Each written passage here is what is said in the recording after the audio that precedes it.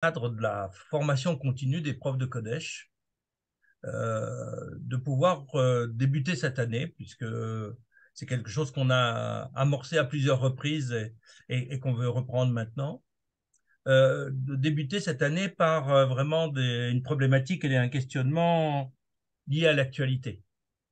Parce que on le sait, la transmission de l'identité juive est toujours une question délicate dans nos écoles, mais il me semblait que au-delà de ce caractère un petit peu délicat, il y a quelque chose qui s'accentue au moment où on est dans une crise. Le grand danger, c'est de considérer que, en fait, euh, l'identité juive doit se transmettre par opposition.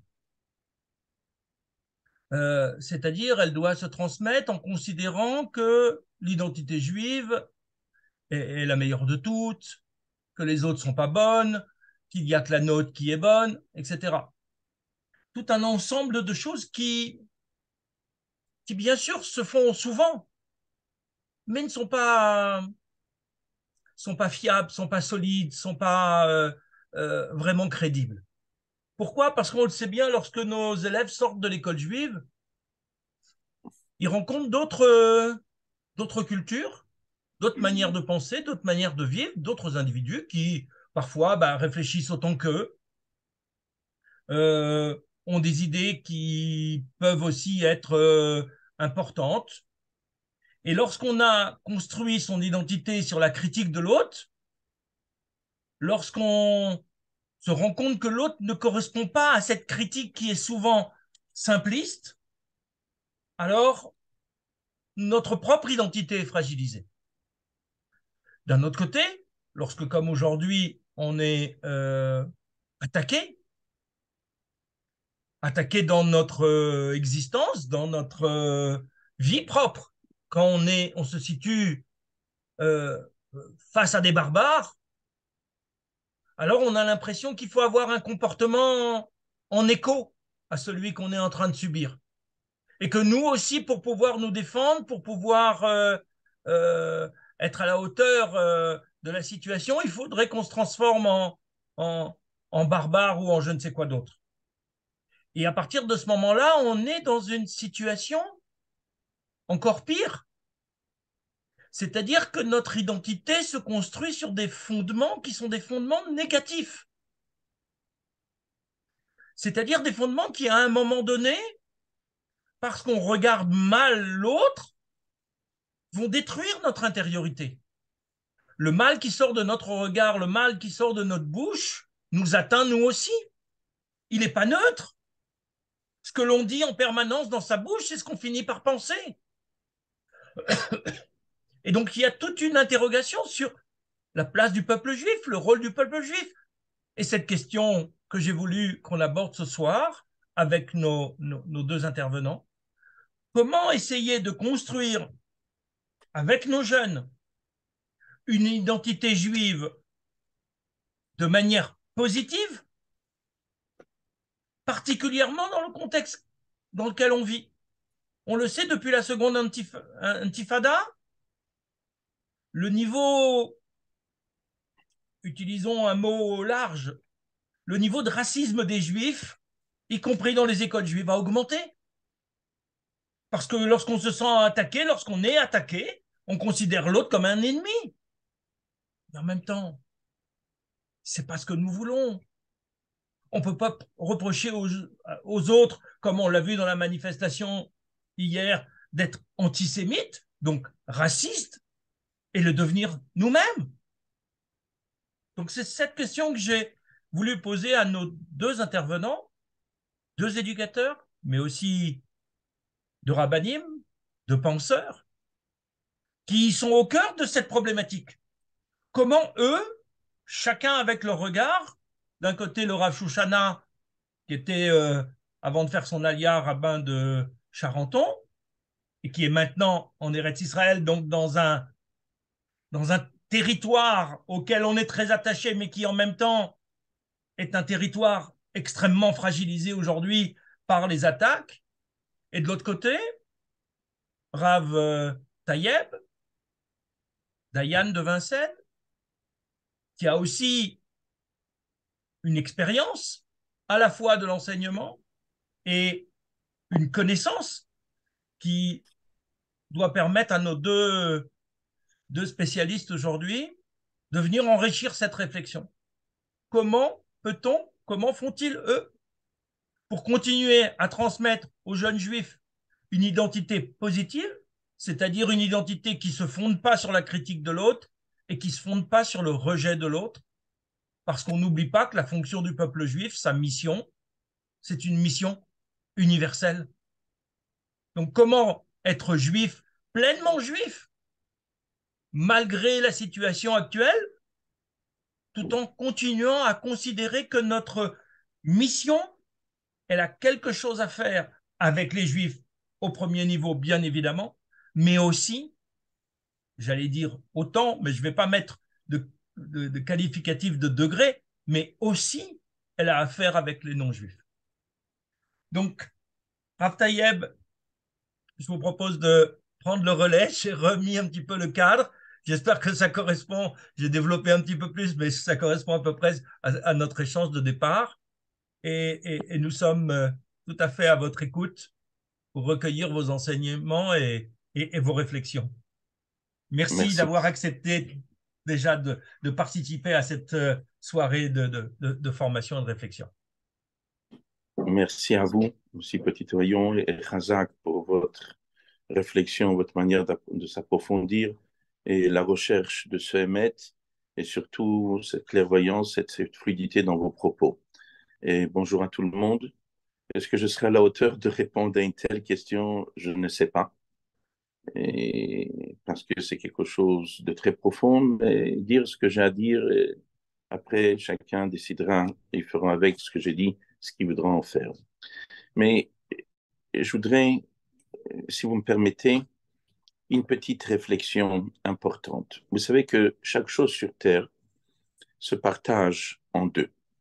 Ce qu'on appelle l'essence de la chose et ce qu'on appelle l'expression de la chose.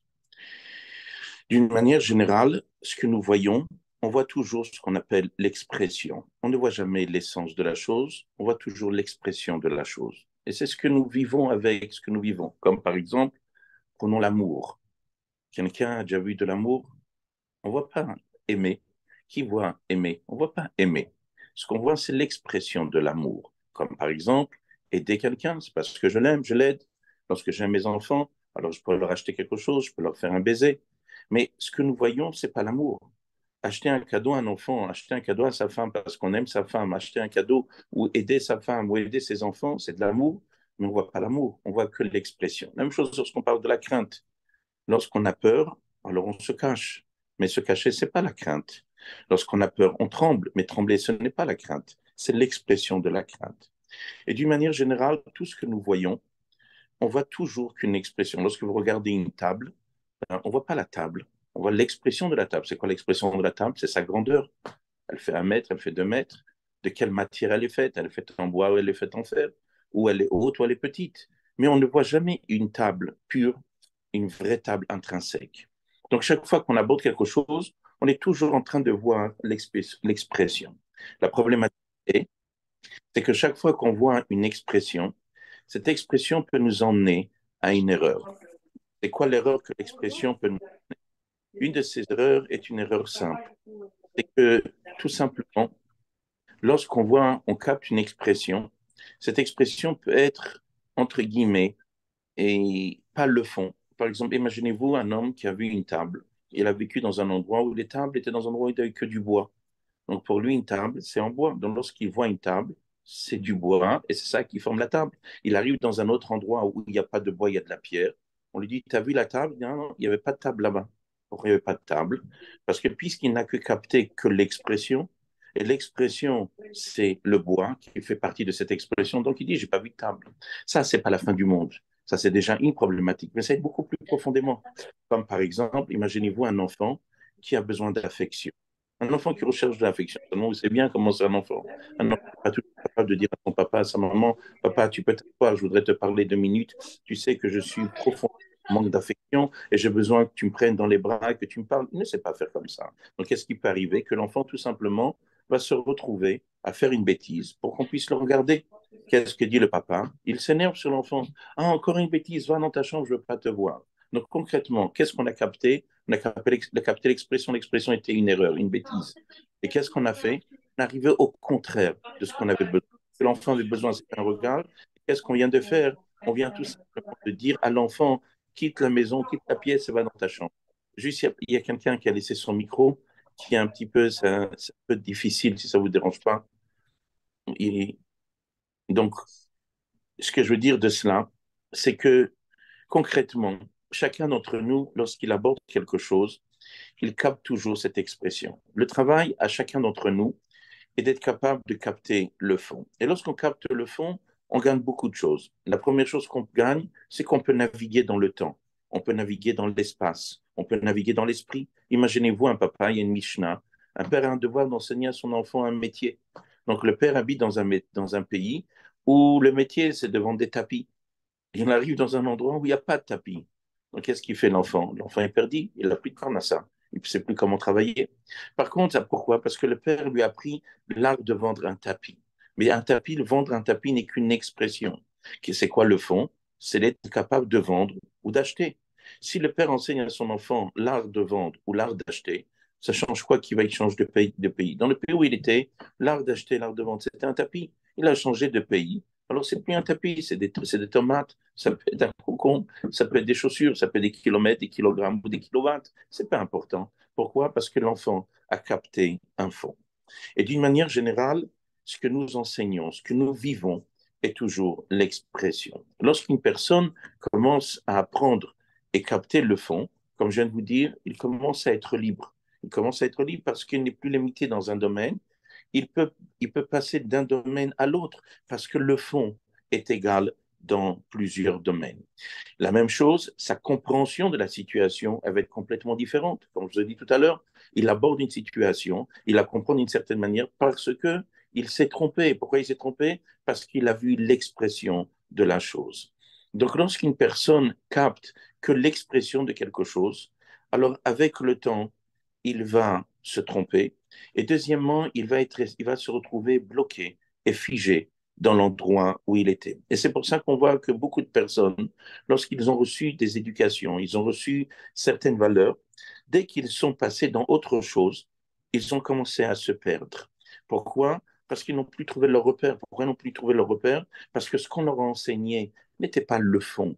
On leur a enseigné pas le fond de la chose, mais on leur a enseigné l'expression de la chose. Comme la notion de dire merci. Merci, c'est une expression, mais n'est pas le fond. Le fond, c'est ce qu'on appelle la karatatov, la reconnaissance. Lorsque quelqu'un est reconnaissant, qui est la dimension la plus profonde, alors son expression va être de dire merci.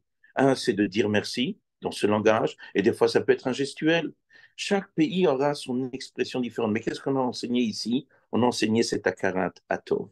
Lorsqu'une personne, on enseigne à un mari qui doit et qui pense, il y a un chapitre, je crois, au chapitre 529. Avant chaque fête, un homme, il doit acheter, avant chacun, il doit acheter un cadeau à sa femme, aux enfants, à sa femme. Alors, d'une manière générale, dit l'halakha, une chose qu'une femme aime, c'est des vêtements, c'est des bijoux. Mais chaque pays a des bijoux différents. Dans un pays, ça c'est tel bijou, dans un pays, c'est un autre bijou. Mais même derrière acheter ce cadeau, qu'est-ce qui est caché? Le but, c'est d'acheter un cadeau. Alors, essayez de vous imaginer. Il y a toute une notion de simcha, de joie qu'on va apporter à sa femme. Il y a toute une notion de joie qu'on va apporter aux enfants. Mais on achète le cadeau, il est acheté. On fait la tête. On achète un cadeau, mais on laisse le prix sur le cadeau. Et on dit à sa femme, tu sais, ça m'arrange même si tu peux le rendre, comme ça je peux me faire rembourser. Qu'est-ce qu'on a gagné? Le cadeau, il est là. Mais est-ce que c'est ça le but? C'est ça le fond. Et donc, d'une manière générale, ce qu'on trouve quand les gens enseignent, ce qu'on trouve dans l'enseignement des gens, ce qu'on trouve dans la transmission dans le monde, c'est toujours l'expression. Et c'est la chose la plus facile, parce que c'est comme on dit, de la main à la bouche. Il n'y a pas d'effort. L'expression, c'est ce qui est à portée de main. Je n'ai pas besoin de m'approfondir derrière la chose. Ce qui se trouve à ma portée de main, c'est ça que j'enseigne. Dis merci. Mais merci, c'est la chose la plus facile. Par contre, enseigner à Karatatov, enseigner la reconnaissance à une personne, c'est quelque chose de beaucoup plus profond. Et déjà, avant de l'enseigner, peut-être moi-même, je ne la connais pas. Je ne sais même pas c'est quoi la reconnaissance. Peut-être moi-même, moi, je ne sais pas c'est quoi la finesse. Moi-même, je ne sais pas c'est quoi le raffinement pour être capable de ressentir quelque chose pour le transmettre. Donc, ce que on trouve d'une manière générale, la transmission que nous avons, d'une manière générale, va être toujours de l'expression. Et on trouve une chose merveilleuse. Quel va être le din si un goy accomplit toute la Torah et les mitzvot? Si un goy accomplit toute la Torah et les mitzvot, est-ce qu'il va devenir juif? La réponse est non. Même s'il fait toute la Torah et les mitzvot, il ne devient pas juif. La même chose, qu'elle va être le cas contraire. Quel va être le din si un juif ne fait pas Torah et mitzvot. Maintenant, je ne rentre pas si c'est un moumar, les haris, il y a des paliers. Mais d'une manière générale, un juif qui faut, dit la Gemara dans le traité de Sanhedrin, Israël Shechata, Israël ou un juif qui faute, il reste un juif. Et là, la question qui se pose, comment est-ce possible? D'un côté, on a une personne qui est en train d'accomplir toute la Torah et les mitzvot, et qu'est-ce qu'on dit, qu'est-ce qu'il est? Goy. Et d'autre côté, on a un juif qui fait des avérotes, et qu'est-ce qu'on lui dit? Il reste juif. Mais il y a un problème ici. Réponse, le point d'ancrage n'est pas l'expression. La Torah mitzvot, même si la Torah mitzvot, toutes les choses merveilleuses de la Torah mitzvot, mais il y a quelque chose encore de beaucoup plus profond, laquelle, c'est d'être juif. Il y a une identité. Et c'est pas parce que je fais la Torah mitzvot que j'ai l'identité d'être juif. Et c'est pas parce que je fais des avérotes que cette identité a disparu. Pourquoi? Parce qu'il y a quelque chose de plus profond. Donc, je répète ce que j'ai dit tout à l'heure. Le point que j'ai dit, chaque chose sur Terre a une expression et un fond. Malheureusement, ce que nous captons, ce que nous voyons est l'expression. La problématique du fond a beaucoup de problématiques, mais je vous en ai mentionné que deux. Une première problématique de l'expression, c'est que tout simplement on est figé dans le domaine dans lequel on se trouve, parce qu'on nous a dit, eh ben, il faut dire merci. Et c'est quoi dire merci? Ben, dis merci. Donc c'est ce mot-là, c'est ce gestuel-là, mais ce gestuel-là est limité à tel endroit, je change d'endroit, je ne suis plus dans le bon gestuel et donc je suis perdu. Alors qu'est-ce que je fais maintenant? Puisque je suis quand dans le monde de l'expression. La deuxième problématique qu'il y a lorsqu'on est dans le monde de l'expression et on ne capte pas le fond, l'analyse est complètement opposée. Il y avait une fois un garçon qui est venu me voir, il me dit, Rav, j'ai rencontré, c'était un garçon orthodoxe, il me dit, j'ai rencontré une jeune fille pas religieuse. Et mes parents ne veulent pas que je me marie avec elle. Qu'est-ce que vous en pensez? Je lui dis, hein, je ne suis pas du tout d'accord avec tes parents, il ne faut pas te marier avec elle. Et il me regarde, il me dit, je vous répète, parce que je crois que vous n'avez pas bien compris ma question. J'ai rencontré une fille pas religieuse, mes parents ne veulent pas que je me marie avec elle, et vous, qu'est-ce que vous en pensez? Je lui dis, je ne suis pas d'accord avec tes parents, il ne faut pas te marier avec elle. Il dit, mais vous n'avez pas compris, mes parents ne veulent pas que je me marie avec elle. Je lui dis, oui, je ne suis pas d'accord avec tes parents, je ne veux pas que tu te maries avec elle. Il me dit, je ne comprends rien à ce que vous me dites. Je lui dis, mais c'est simple. La différence entre tes parents et moi, c'est que tes parents ne veulent pas d'elle. Mais moi, c'est de toi que je ne veux pas. Il me regarde, il me dit, je ne comprends pas ce que vous dites. Je lui dis, mais c'est simple. Tes parents regardaient l'expression. Dans l'expression, cette jeune fille, à l'instant T, a une expression de non religieuse. Mais comment elle t'a regardé à toi? Elle est dans un monde de galoute. Quand elle te regarde, toi, le religieux, elle a les yeux vers le bas ou vers le haut dans son esprit. Elle regarde vers le haut. Elle est en train de chercher quelque chose qui va l'attirer vers le haut. Mais toi, comment toi, tu l'as regardé là-bas? Parce que tes yeux sont vers le bas. Donc, à l'instant T, tu es dans un ascenseur. Toi, tu es au 10e, elle est au moins 10. Alors, c'est vrai qu'elle est la moins 10 et toi, tu es plus 10. Mais la différence, c'est que toi, tu es en mode de descente et elle est en mode de montée. Donc, tes parents ne veulent pas d'elle parce qu'ils regardent l'expression.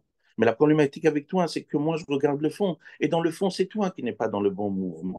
En d'autres mots, lorsqu'on ne capte pas le fond, on peut arriver à une analyse complètement différente. Donc, c'est que je vous ai dit, dans chaque chose, il y a un fond, une expression. Cette expression-là a plusieurs problématiques. Une, puisque je dis, on est limité dans l'espace et le temps. La deuxième problématique, c'est l'analyse. Et notre travail à nous, c'est de s'habituer que lorsqu'on transmet quelque chose, c'est de transmettre le fond. Pour rendre un enfant libre. Et quand je dis transmettre le fond, je ne parle pas d'AFCA de éducateur avec élève. C'est à tous les niveaux. Ça peut être le rave avec son élève, c'est un enfant à l'école. Ça peut être les parents avec les enfants. C'est nous-mêmes avec nous-mêmes. Lorsqu'on étudie un texte, le texte aussi a l'expression, il y a aussi le fond. Et donc, notre travail à nous, c'est de transmettre aux personnes avec qui nous vivons, de transmettre ce fond. Et ce fond est évidemment complètement déconnecté déjà d'une expression, pas qu'il est déconnecté à la fin, mais quand je suis dans le fond, Alors je suis libre de l'expression. Alors vous comprenez bien que la question elle était comment avoir sa propre identité, être par opposition. Mais c'est évident qu'on a des années-lumière de ça. Quand est-ce qu'on peut parler d'opposition? C'est qu'il y a quelqu'un qui existe et je suis dans l'opposition. Là, je suis en train de dire qu'il y a même pas, je n'ai même pas besoin d'arriver à l'opposition. Je n'ai même pas l'expression. Je suis au-delà de l'expression. C'est-à-dire, c'est ce qu'on appelle être raffiné. Parce que je suis raffiné, alors j'ai un comportement. Et là, je voudrais, en quelques mots, pour ne pas retenir la parole à ceux qui doivent parler aussi, c'est qu'il y a quelque chose d'important et aujourd'hui, on a une véritable problématique, ce qu'on appelle les postes. Les postes que les gens ont, une des erreurs qu'on a tous aujourd'hui, on donne un poste à quelqu'un par rapport à ce qu'il fait. Et ça, c'est une véritable problématique. Un poste n'est pas relié avec ce qu'une personne fait. Un poste est relié qu'une identité. C'est parce qu'il est qu'il a ce poste. Et parce qu'il a ce poste, alors il va avoir ses fonctions. C'est-à-dire, en d'autres mots, le point de démarrage n'est pas un gestuel, mais le point de démarrage est une identité. Alors, il y a des choses que chacun d'entre nous le comprend d'une manière naturelle. C'est comme une personne va comprendre que pourquoi c'est une dame qui est enceinte et c'est pas l'homme, c'est parce que son fort intérieur est composé d'une manière différente. On va pas dire à un homme, tu sais quoi, essaye d'avoir un petit bébé. Ah, ça marche pas, bon alors, non. Chacun comprend que pour être enceinte, il faut avoir un système interne qui permet d'avoir un enfant. Et si je ne l'ai pas, qu'est-ce que je cherche à être une maman? Et aujourd'hui, lorsqu'on prend une personne, on lui demande d'être papa. Alors pourquoi il est papa? Parce qu'il a une forme de papa. Et parce qu'il va peut-être dire, il va crier, il va peut-être faire si, ah oui, alors c'est un papa. Mais c'est pas ça un papa. Un papa, avant tout, c'est une identité. Je suis papa parce que je suis papa, parce que j'ai été formaté dans mon fort intérieur qui commence déjà dans le nefesh, qui va dans mon esprit, qui va s'exprimer dans mon corps et qui va encore passer une étape supérieure, ce qu'on appelle le gestuel. Le gestuel ne sera qu'une projection de mon fort intérieur. Et ce fort intérieur commence, un, une formatation de mon corps, deux, une formatation de mon esprit. Et c'est parce que j'ai cette identité que je sais. Vous savez, il y a dans les équipes de football ou dans, je ne sais pas si c'est dans toutes les choses, mais au football, il y a le brassard du capitaine. La question, elle est-ce que c'est le brassard qui le rend capitaine ou est-ce que parce qu'il est capitaine, il a un brassard? Et maintenant, la question qui se pose, comment faire pour reconnaître le capitaine s'il n'y a pas eu de brassard? Alors, si un homme, il sait, c'est comme un chef d'orchestre. On regarde qui est-ce qui est en train d'orchestrer tout ça. Est-ce que c'est le brassard qui orchestre ou c'est parce qu'il a un brassard. Et aujourd'hui, ce qu'on a besoin de comprendre, c'est que lorsqu'on rentre dans une maison, même si on a les yeux bandés, on arrive où tout le monde, on n'arrive pas à voir la forme de qui que ce soit. On voit qui c'est ce personnage qui a cette identité qui permet de faire ce qu'il y a à faire. Moshe Rabbeinu n'était pas une personne qui a fait. C'est parce qu'il était ce qu'il était, alors il a fait ce qu'il a fait. Et si aujourd'hui, on va tous travailler sur cette notion-là, de faire comprendre à chacun d'entre nous, c'est qu'avant de faire, il est. Et c'est parce qu'il est, il peut faire ce qu'il fait. Et ça va changer complètement. Imaginez-vous, est-ce que parce qu'on a un perroquet qui parle, alors il est devenu être humain? Est-ce que parce qu'on a un singe qui va se comporter comme ce qu'il faut, alors il est devenu être humain? C'est pas le gestuel. Alors, je voudrais juste finir pour ne pas retenir. Je ne sais pas si j'ai parlé déjà peut-être plus que je devais parler, peut-être. Je ne veux pas interroger, Shalom, mais avant tout, ce que je voudrais, c'est que chacun d'entre nous doit comprendre quelque chose. La Guémar a dit dans le traité de Rouvine, un de nos maîtres, il marchait et il s'est retrouvé dans un endroit où il y avait deux chemins devant lui. Il a vu un petit enfant, il a dit comment je fais pour arriver dans la ville. Et l'enfant a dit au maître, il y a deux chemins, il y a un court qui est long, il y a un long qui est court. Lorsque le maître il a entendu un chemin qui est court et qui est long, donc il a pris le chemin court et qui est long. Lorsqu'il arrive, il se retrouve très proche de la ville, mais il ne peut pas rentrer parce qu'il y a des choses qui l'empêchent. Il revient sur ses pas, il dit à l'enfant, mais tu m'as dit qu'il y avait deux chemins, un chemin court et qui est long. Il dit, oui, il est court, tu arrives très vite, proche de la ville, mais concrètement, tu ne peux pas rentrer. Pour rentrer, il faut faire tout le tour. Donc, c'est ce que j'ai dit. Il est long. Il est court, mais il est long. Par contre, il y a un autre chemin qui est beaucoup plus long, mais à la fin, on arrive, on doit aboutir. Une chose qu'on doit comprendre tous, que l'éducation n'est pas quelque chose chez le Mabekar. L'éducation, c'est pas quelque chose qui se fait sur un pied. Une éducation, c'est un véritable travail du corps enseignant. Un travail que le corps enseignant doit mettre sa tête. Il doit réfléchir. Il doit chercher dans son fort intérieur l'être qui existe derrière son enseignement. Et c'est pour ça que le rabbi insiste fortement sur ce qu'on appelle une dogma chaya, d'être soi-même un exemple vivant. Lorsqu'on dit, il y a un proverbe qui dit, fais ce que je te dis, mais ne fais pas ce que je fais, mais c'est pas ne fais pas ce que je fais, ne fais pas ce que je suis plutôt. Et donc, chacun d'entre nous doit comprendre que lorsqu'on est dans le corps, dans le monde de l'enseignement, il y a un véritable travail. Lorsqu'on parle de quelque chose, on doit faire comprendre que le mot que je dis, c'est une identité. Et c'est pour cela que chacun d'entre nous doit comprendre que nos enfants sont par excellence des bons enfants. Nos filles, nos garçons, nos enfants sont extraordinaires. Les êtres sont extraordinaires. Le rabbi précédent de Lubavitch avait une confiance totale dans les êtres, poussé à la confiance dans les êtres humains. Pourquoi? Parce que notre fond est bon. Nous ne sommes pas ce que nous sommes parce que nous avons fait ce que nous avons fait. C'est pour cela que nous sommes ce que nous sommes. Nous sommes ce que nous sommes parce que nous sommes ce que nous sommes. Et c'est ce que j'ai dit tout à l'heure. Israël Shukrata, il a fauté, mais Israël où? Il reste un Israël. Et le chidouche, il est quoi? C'est que même lorsqu'il a fauté, c'est pas lorsqu'il n'a pas encore fait Torah mitzvot. Pas encore faire Torah mitzvot, c'est aussi une avéra. Parce que ne pas faire une mitzvah, c'est aussi une avéra. La seule chose, c'est Beshev Al-Taaseh. Il a fait une avéra sans faire une mitzvah. Il s'est retenu. Ici, il a fait khata.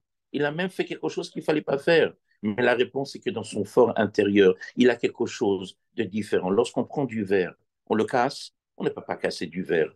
On a cassé la forme du verre. On prend ce verre, on le refait au fond et on refait un autre verre. Parce que le verre ne peut pas se casser. Ce qu'on a cassé dans le verre, c'est son expression. Ce que nous, on doit aujourd'hui enseigner à nos enfants, ce qu'on doit enseigner à tout le monde, c'est qu'il y a quelque chose de beaucoup plus profond. Nous sommes quelque chose de merveilleux. Le Ham Israël, il a une neshama, et c'est ce qu'on dit tous les jours dans la Tfila, ce que la Gemara dit dans le traité de Brachot, Elokai, avec une virgule comme c'est écrit dans la Lacha, neshama shenata tabi.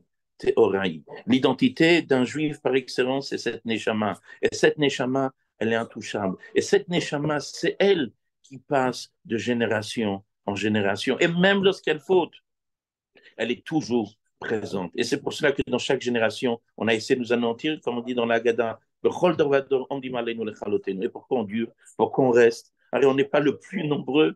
Et pourtant, toutes les autres choses, les autres dynasties, toutes les autres peuples ont disparu. Pourquoi nous, on est restés? Parce qu'il y a quelque chose de profond, notre identité. Nous sommes ce que nous sommes parce que nous avons une échama. Alors, sans rentrer dans la partie kabbalistique et la partie spirituelle, mais venons déjà qu'on essaye de s'habituer. Lorsqu'on transmet quelque chose à un enfant, on lui apprend à être. Et lorsqu'une personne, il est lui, on gagne beaucoup de choses. Et je vais me dire une seule chose parmi toutes les choses qu'on gagne, et sur ça je vais m'arrêter, c'est que lorsqu'un enfant apprend à être ordonné, ordonné c'est dans sa tête. Il est ordonné, il est Messoudar dans son identité. Après, lorsqu'on est Messoudar dans sa tête, il y a une projection de ça, on range ses affaires. Mais quelle va être la différence? Même s'il n'y a personne, il va les ranger. Pas parce qu'il va déranger quelqu'un, il ne va pas ranger ses affaires, parce qu'il ne faut pas que je dérange l'autre, donc alors je vais ranger mes affaires. Pourquoi tu ranges tes affaires, mais tu es tout seul? Mais c'est normal, je suis Messoudar. Je suis par excellence. Je ne suis pas dans l'auxiliaire avoir, je ne suis pas dans l'expression, et à plus forte raison, pas dans l'opposition. Je suis parce que je suis. Et si je suis parce que je suis, alors je n'ai pas besoin qu'il y ait quelqu'un pour que je fasse arranger mes affaires. Je n'ai pas besoin qu'il y ait quelqu'un qui me regarde, qui m'entende pour ne pas être vulgaire, pour être respectueux. Pourquoi? Mais de toute façon, il n'y a personne ici. Mais l'autre, de toute façon, il parle mal. L'autre, il parle mal, c'est son problème. Moi, je dis pas un mot négatif parce que l'autre m'a entendu. Je dis pas un mot négatif parce que telle et telle chose. Et ça, c'est ce que Dieu nous dit dans le verset. Si quelqu'un va se cacher, je ne vais pas le voir. Alors, si de toute façon il va nous voir, alors quoi qu'il arrive, je dois le faire parce que je dois le faire. Alors que Dieu fasse, je ne vais pas déranger plus que ça. Je ne vais pas retenir, s'il y a des questions sur ce que je viens de dire, mais le point, c'est qu'on n'est pas par rapport à une opposition, même pas, on n'est même pas par rapport à un gestuel, on est parce qu'on est. On est respectué. Il y avait une fois deux petits-enfants, deux frères jumeaux, deux frères. Et ils se sont jamais disputés. Ils ne savaient pas c'est quoi la dispute. Et un jour, ils ont vu deux enfants se disputer. Ils ont dit, waouh, c'est beau, c'est sympathique de se disputer. Alors un frère dit à son frère, viens, on se dispute. L'autre, il dit, mais je ne sais pas comment on fait pour se disputer. Il dit, attends, laisse-moi réfléchir. Il dit, mais attends, laisse-moi, on va trouver une solution, on va trouver. Il dit, mais je ne sais pas, moi. Il dit, ah, tu sais quoi? Ben, regarde, j'ai un stylo, je vais te le donner et moi je vais te le réclamer, et tu vas me dire non, et on va se disputer. Elia, c'est une très bonne idée. Il prend son stylo, il donne à son frère, il dit rends-moi le stylo, et son frère lui redonne le stylo. Il n'y a pas parce qu'il est, c'est pas basé sur quoi que ce soit parce qu'il est, il n'y a pas, voilà, l'autre présente Hachem, que Dieu nous aide, qu'on va tous être ce qu'on a besoin d'être, et qu'on soit Zochel et Geulah Amitid, V'Hashlem Atek et Fum Yad Mamash, et que ça soit un véritable shalom pas simplement un shalom avec l'autre, mais un shalom dans notre fort intérieur. Et lorsqu'il y a ce shalom dans notre fort intérieur, évidemment, il se projette à l'extérieur jusqu'à les nations et que tout l'âme Israël soit en bonne santé, dans la paix, et où il se trouve, il a une menuchat nefesh. Et ni ce qui était qu'il faut bien mamash les goulam tit vashlema amen qui est s'il y a une Amen. question, plaisir. Amen, amen. Merci Rav Tayeb de ce très bel enseignement. Je pense que très beau et très profond. Et très bien. Une belle réponse à la question que j'ai posée tout à l'heure. Merci.